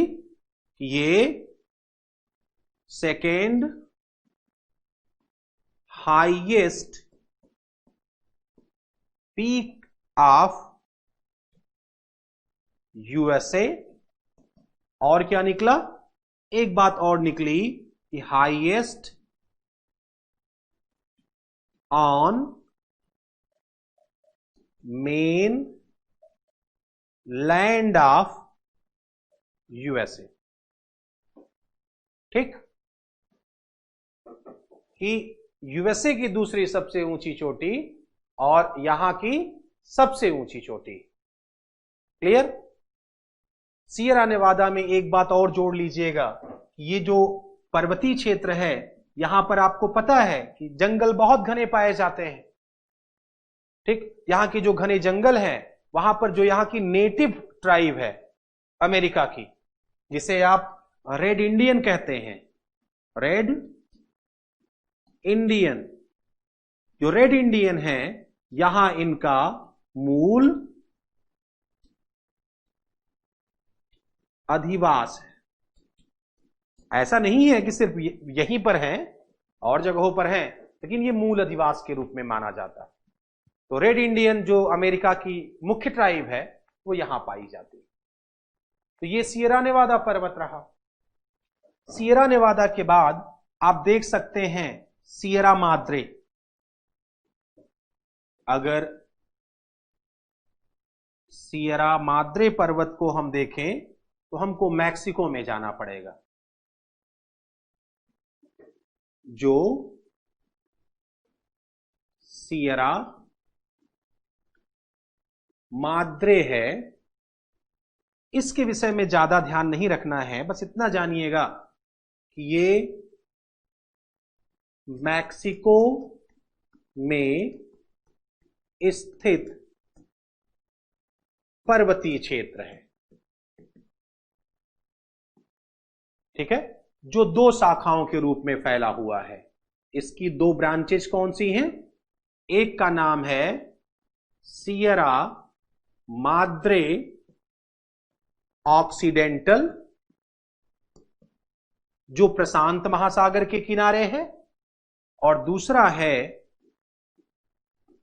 Sierra Madre oriental. ऑक्सीडेंटल और ओरिएंटल का मतलब पश्चिमी और पूर्वी है। सिंपल लैंग्वेज में कहें तो वेस्टर्न सियरा माद्रे और ईस्टर्न सियरा माद्रे। ठीक है, अगर इसकी सबसे ऊंची चोटी की बात करें तो सेरो मोहिनारा, आपके एटलस में नहीं दिया है, आप गूगल कर सकते हैं। यहां पर जो चोटी है सेरो मोहिनारा, इसकी जो हाईएस्ट पीक है सेरो मोहिनारा,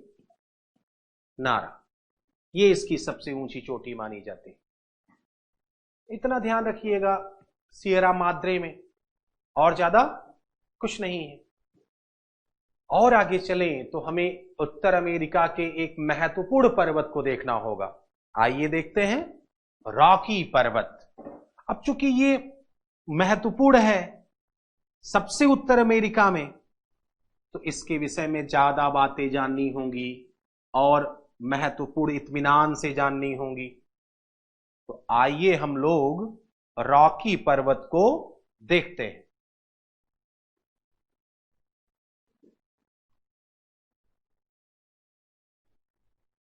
रॉकी माउंटेन।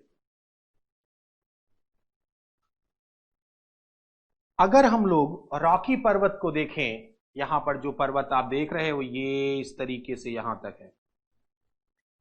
रॉकी पर्वत उत्तर अमेरिका महाद्वीप का एक नवीन बलित पर्वतीय क्षेत्र है। मतलब इसका क्या हुआ कि ये दबाव मूलक बल के द्वारा बना, साथ ही साथ इसका निर्माण अभी हाल में हुआ, हाल की समयावधि में, इसीलिए नवीन शब्द जुड़ा हुआ है। ठीक, तो आइए देख लेते हैं कि यह उत्तर अमेरिका का एक नवीन बलित पर्वतीय क्षेत्र है। क्षेत्र नवीन बलित पर्वतीय क्षेत्र है।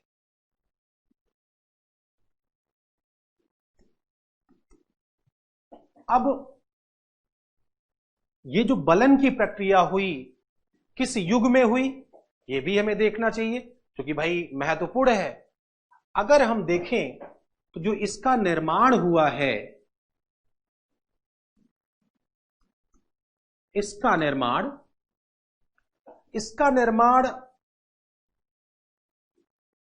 क्रिटेशियस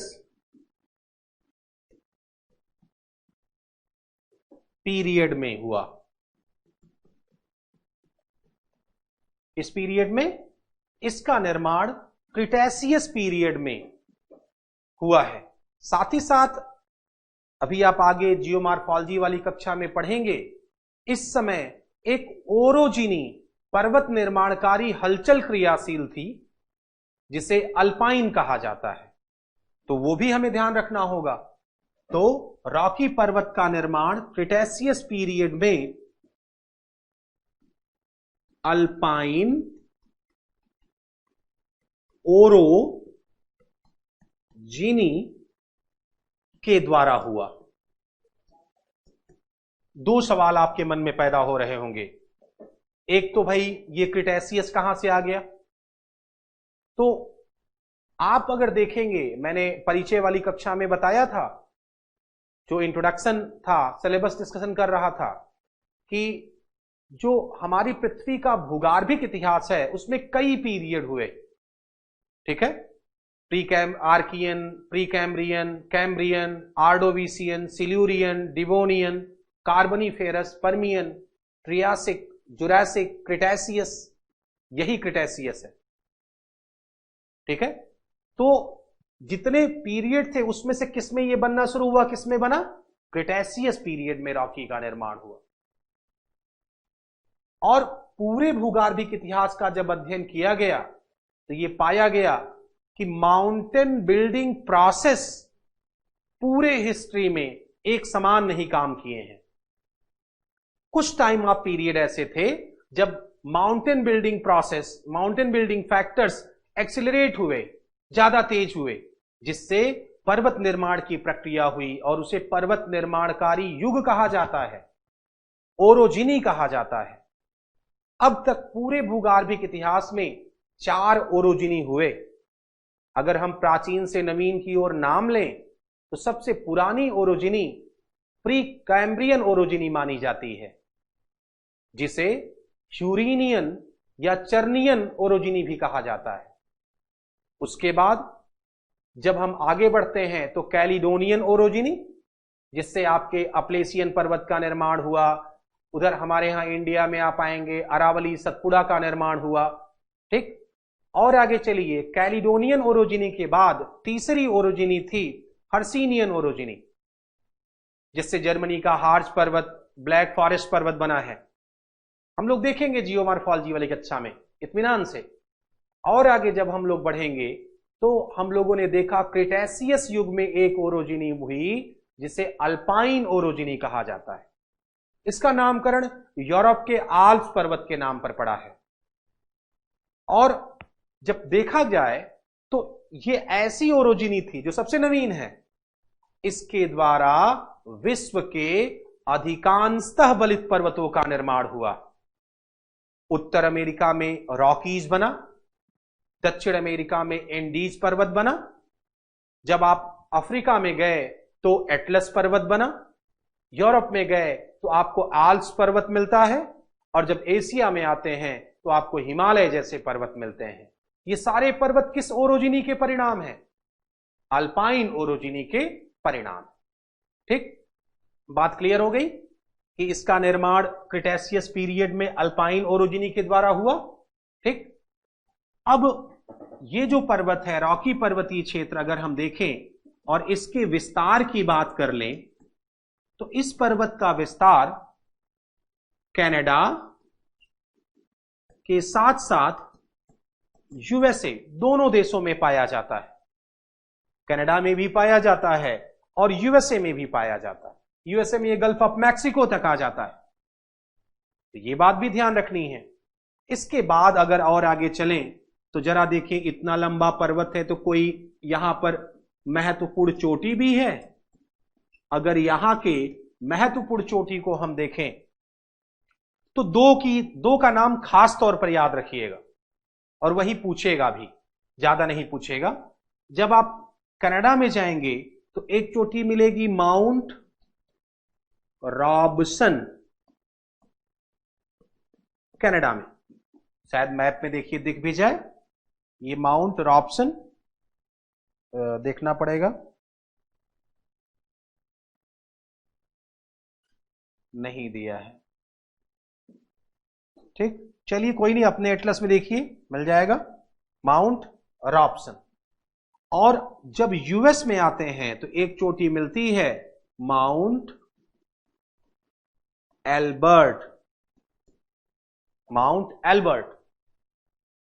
माउंट एल्बर्ट यूएसए के कोलोराडो प्रांत में स्थित है, और इसको जरूर याद रखिएगा, कभी भूलिएगा मत।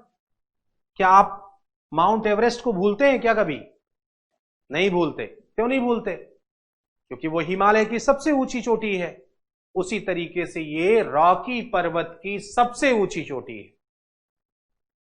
लेकिन दुर्भाग्य है कि ये न तो यूएसए की सबसे ऊंची चोटी, न तो उत्तर अमेरिका की सबसे ऊंची चोटी। ठीक, पर्वत जरूर महत्वपूर्ण है लेकिन ऊंचाई बहुत ज्यादा नहीं है। तो माउंट एल्बर्ट ये रॉकी की हाईएस्ट पीक, ये ध्यान रखना है। एक बात और ध्यान रखने लायक है यहां पर, क्या?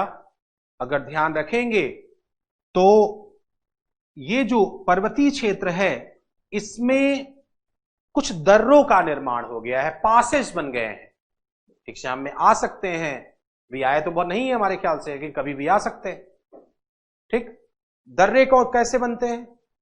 पर्वतीय क्षेत्र में दबाव मूलक बल की विभिन्नता के कारण जब गैप पड़ जाता है, क्रैक पड़ जाता है, दरार पड़ जाता है, ऊंचाई कम होती है, उसी को दरार कहते हैं। ठीक, इसी को दर्रा कहते हैं, उसी को पासेज कहते हैं। ठीक, तो यहां पर भी कुछ पासेज हैं, उनके नाम पता होना चाहिए। ठीक, अगर यहां के महत्वपूर्ण पासेज को देखिए तो एक का नाम है किकिंग हॉर्स, दूसरे का नाम है क्रोज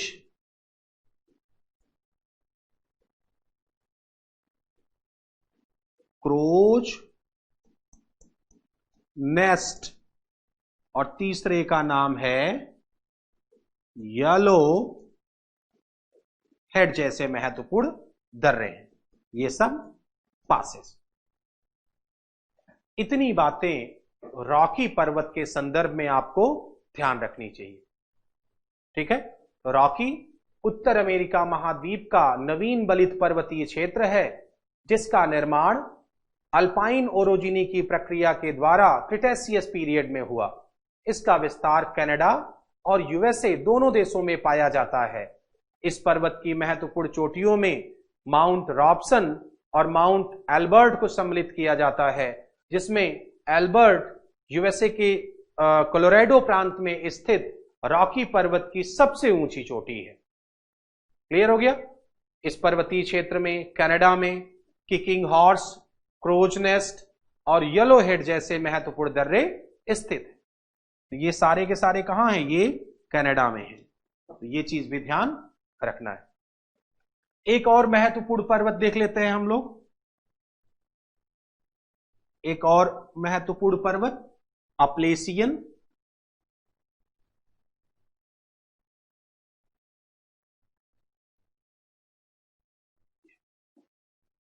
ठीक है, हम लोग देखेंगे अपलेसियन माउंटेन।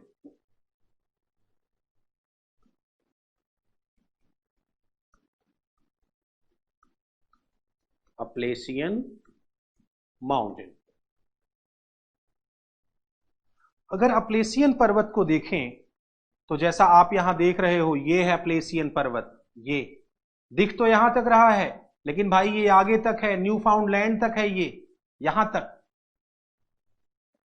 अगर अपलेसियन पर्वत को देखें तो हम कह सकते हैं कि ये उत्तर अमेरिका के पूर्वी क्षेत्र में, देखिए अवस्थिति, ये सिर्फ लिखने के लिए नहीं, आपके दिमाग में भी ये इमेज होनी चाहिए कि ये पूर्वी भाग में है, ये पश्चिमी भाग में है। अगर आप पश्चिम से पूरब की ओर चल रहे हैं तो कौन सा क्रम बन रहा है, पूरब से पश्चिम बन रहे हैं तो कौन सा क्रम बन रहा है। रिमाइंड करिए, विजुअलाइज करिए, तब आप ये सीख पाएंगे, नहीं तो ये सरदर्द बना रहेगा आपके लिए। उत्तर अमेरिका के पूर्वी क्षेत्र में स्थित है, ये सबसे पहली चीज पता चल गई। स्थित ये कैसा पर्वत है?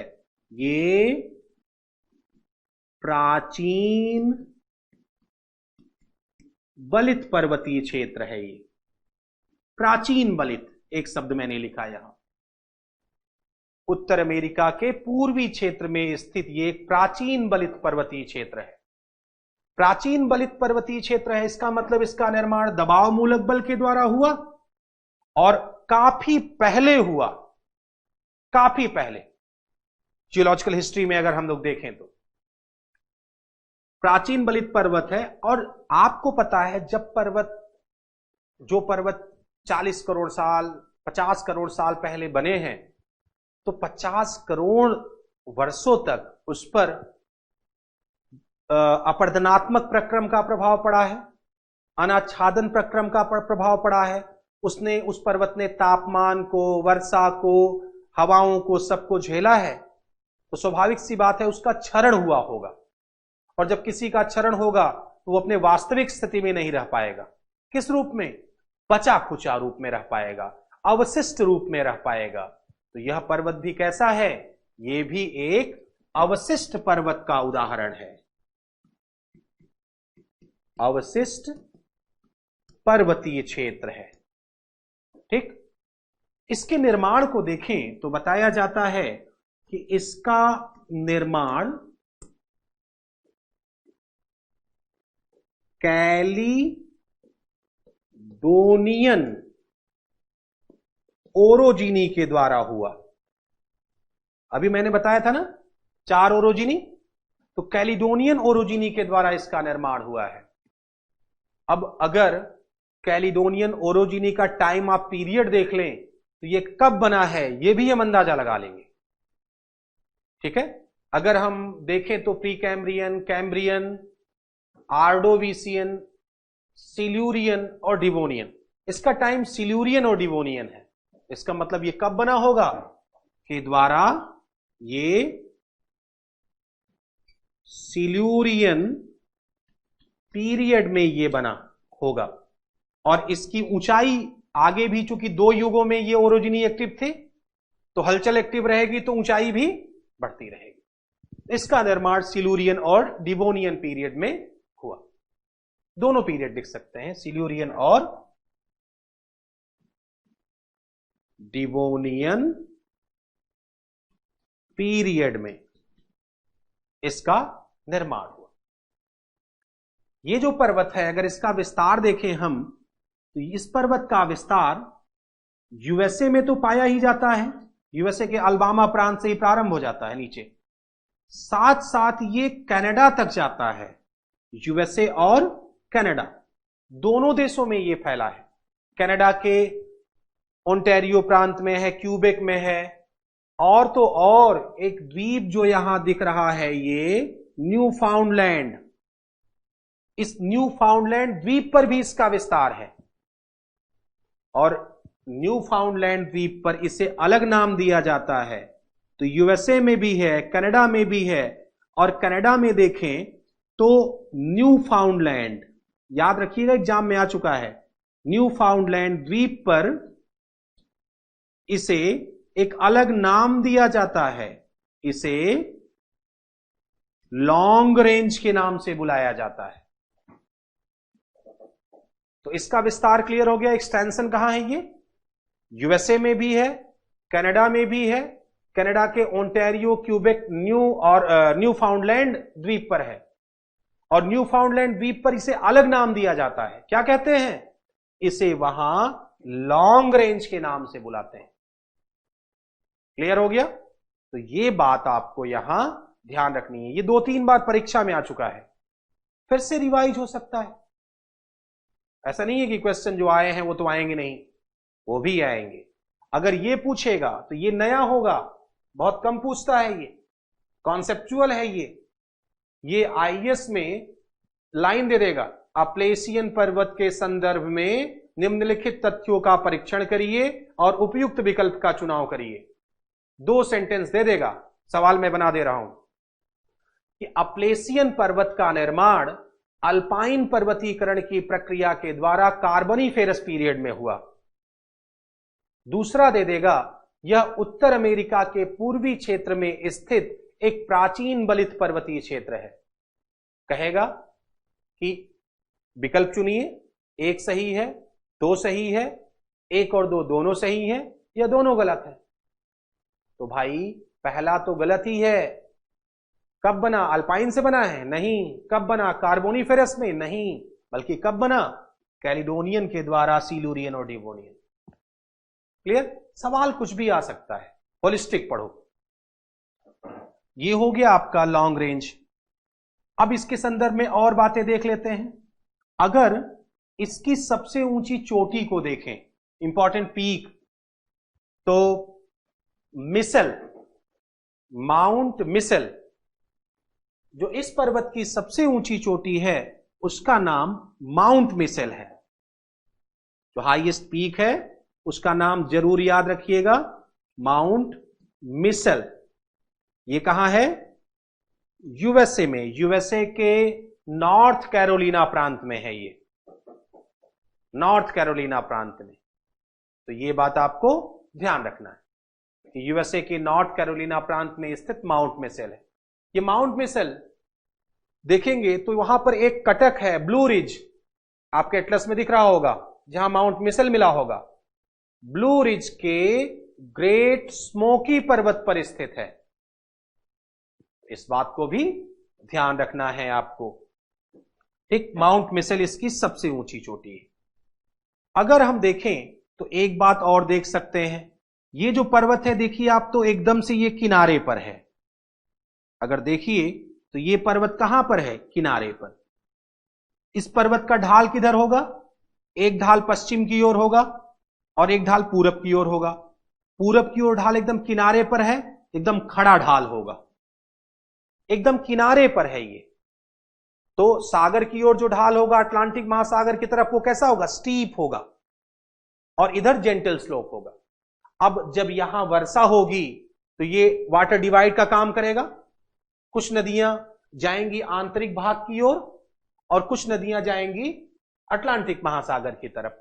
लेकिन जो अटलांटिक महासागर की तरफ नदी जाएंगी वो तेजी से जाएंगी और प्रपात के रूप में नीचे गिरेंगी, ठीक है। तो इस पर्वत से अनेक छोटी छोटी नदियां ऐसे आकर के ये कहां गिरती हैं, अटलांटिक महासागर में, और यहां क्या बनाती हैं, प्रपात बनाती हैं, ठीक है। और आपको पता है ये जो क्षेत्र है जहां पर ये नदियां टूटती हैं, सागर में गिरती हैं, उसे एक नाम दिया जाता है, फॉल लाइन कहा जाता है, ठीक। ये क्षेत्र यहां पर जल विद्युत ऊर्जा के लिए अत्यंत महत्वपूर्ण है। प्राकृतिक रूप से दशाएं मौजूद हैं, ये भी हमें ध्यान रखना है। यहां के कुछ नगर फॉल लाइन टाउन माने जाते हैं। अगर आप अपने एटलस में देखिए तो आपको यहीं पर दिख जाएगा, एक मिलेगा, अगर हम लोग देखें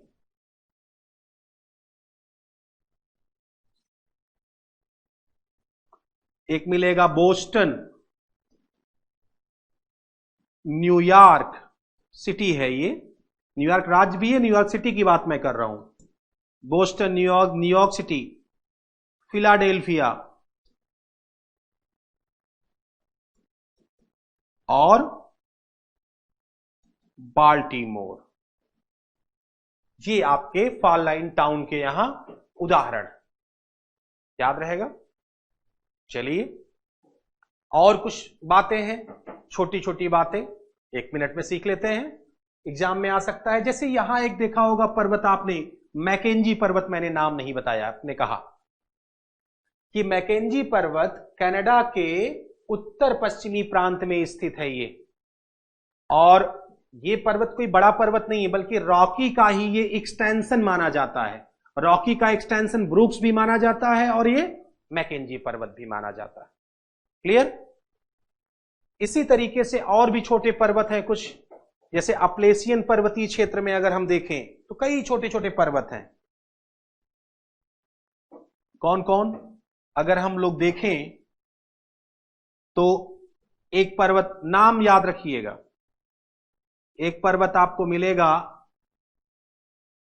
व्हाइट माउंटेन। कभी कभी छोटी परीक्षाओं में एक लाइन का सवाल आता है ना कि व्हाइट माउंटेन किस देश में है, तो बता दीजिए साहब यूएसए में है।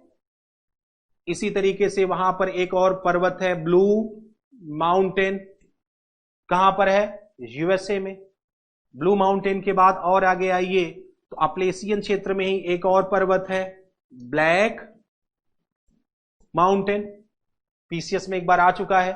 ब्लैक माउंटेन किस देश में है, वैसे अगर आप थोड़ा प्रयास करेंगे तो ब्लैक माउंटेन नाम के पर्वत कई देशों में है, यूएसए में भी है। अगर आप जाएंगे तो यूके के वेल्स रीजन में भी एक ब्लैक माउंटेन है, और तो और अगर भूटान में जाइए तो हमारे ख्याल से मध्य हिमालय को ब्लैक माउंटेन ही कहते हैं। जरा एटलस में देखिएगा, भूटान के मैप में मिडिल हिमालय को क्या कहते हैं, ब्लैक माउंटेन ही कहते हैं। लेकिन एग्जाम में आंसर सही जो है कि उसी को माना गया था, यूएसए को। एक और पर्वत है यहां एलेघनी पर्वत, एलेघनी माउंटेन, ये सब कहां है जानते हैं?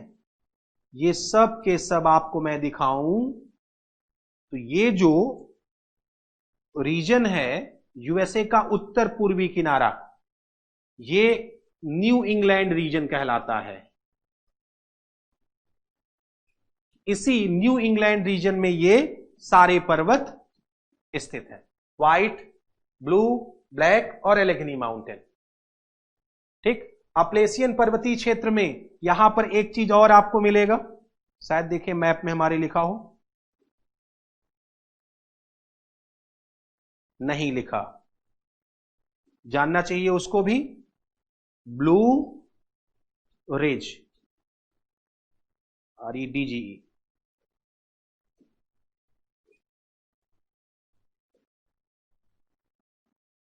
ब्लू रिज है यहीं पर, ठीक है, ये जो मिसल है ये वो इसी पर स्थित है, सबसे ऊंची चोटी। और आगे चलें तो एक और यहीं पर पठार है, पिडमॉन्ट प्लेटू। पिडमॉन्ट का मतलब गिरिपदी पठार होता है, हो सकता है कॉन्सेप्ट यहीं से प्रपाउंड हुआ हो इसलिए नाम रख दिए हो। ऐसे पठार जो पर्वत के पैर के पास होते हैं उन्हें गिरिपदीय पठार या पिडमॉन्ट प्लेटू कहते हैं। अब यहां पर पिडमॉन्ट इसका नाम ही रख दिए हैं, तो कभी पूछेगा पिडमॉन्ट प्लेटू कहां है, बता देना भाई यूएसए में, अप्लेसियन क्षेत्र में। दूसरा, लेकिन कई पठार ऐसे हैं जो पिडमॉन्ट प्लेटू के उदाहरण हैं। आप ज्यादा दूर नहीं, दक्षिण अमेरिका में भी जाओगे तो जो पैटागोनिया का पठार है वो गिरिपदीय पठार है। विश्व में ढेर सारे उदाहरण ऐसे मिलेंगे, आगे हम लोग इसको देखेंगे। तो ये सारे यहां के पर्वत रहे जो आपको ध्यान देने चाहिए, ठीक है। आज हम लोगों ने उत्तर अमेरिका के प्रमुख पर्वत को देखा और मैं आपसे उम्मीद करता हूं और विश्वास करता हूं कि आप 1, 2 बार 3 बार सुन करके, समझ करके, पढ़ करके इसको तैयार कर लीजिएगा। और कल आगे की क्लास में हम लोग यहाँ के पठारी क्षेत्र, यहाँ के मैदानी क्षेत्र, यहाँ के मरुस्थलीय क्षेत्र की चर्चा करेंगे और साथ साथ अगर समय बचा तो हम लोग झील और नदियों को भी देखेंगे, ठीक है। धन्यवाद।